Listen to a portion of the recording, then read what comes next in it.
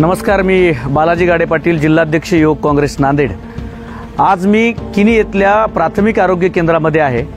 आपण पाहतोय की अनेक आरोग्य केंद्रांना आपण भेटी दिल्या, एकही आरोग्य केंद्र चांगल्या स्थितीमध्ये नाही। इतकं भयान वास्तव किनीच्या या आरोग्य केंद्रामध्ये मला दिसून आलं। माझ्यासोबत इथल्या स्टाफ सोबत माझं बोलणं झालं। अत्यंत वाईट परिस्थितीमध्ये इथली माणसं काम करतायत। एकूण 12 जागांची इथं मान्यता आहे, त्यातल्या 6 जागा रिक्त आहेत। 6 लोक काम करतायत, दिवस रात्र काम करतायत आणि त्या लोकांना राहण्यासाठी घर नाहीये।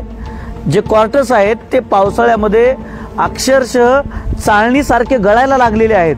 त्यामुळं आता डॉक्टर, नर्स, कंपाऊंडर हे सगळे एकाच क्वार्टरमध्ये राहत आहेत, बाकीचे सगळे क्वार्टर गळतात। आणि ज्या क्वार्टरमध्ये राहत आहेत आपण बघितलं व्हिडिओमध्ये की त्यामध्ये सुद्धा पाऊस पडला का पूर्ण घर ओलं होतं, कपडे ओले होत आहेत, सगळं साहित्य संसार ओला होतोय।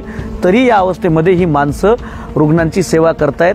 माजी मुख्यमंत्री अशोकराव चव्हाणांच्या मतदारसंघामध्ये दवाखान्यांचं इतकं भयान वास्तव आपण पाहतोय। लोकांना आरोग्य सुविधा पाहिजे।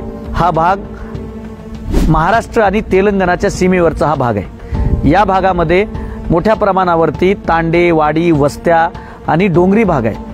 या भागात सर्पदंशासारखे प्रकार वाढत आहेत। त्याचबरोबर अनेक प्रसूती असतील, त्यासाठी इथं जवळपास हा एकमेव प्राथमिक आरोग्य केंद्र आहे। या आरोग्य केंद्रात जे ऑपरेशन थिएटर आहे त्याच्या पपड्या खाली पडायला लागलेल्या आहेत, छत खाली पडायला लागले आणि छत गळते, इतकी वाईट परिस्थिती आहे। आणि त्यामुळं ते ऑपरेशन थिएटरमध्ये जिथं पपडी पडते तिथं ऑपरेशन होणार कसं, अशा गलिच्छ अवस्थेमध्ये किनीचं हे आरोग्य केंद्र आहे।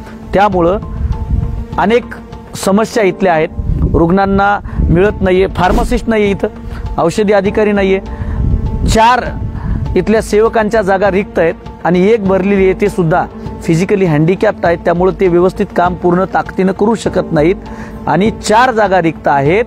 त्या जागा गेल्या 8 ते 10 वर्षापासून भरल्याच गेलेल्या नाहीयेत।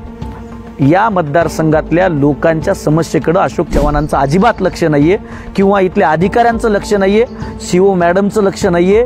इतकी वाईट परिस्थिती सध्या या जिल्ह्याची आहे।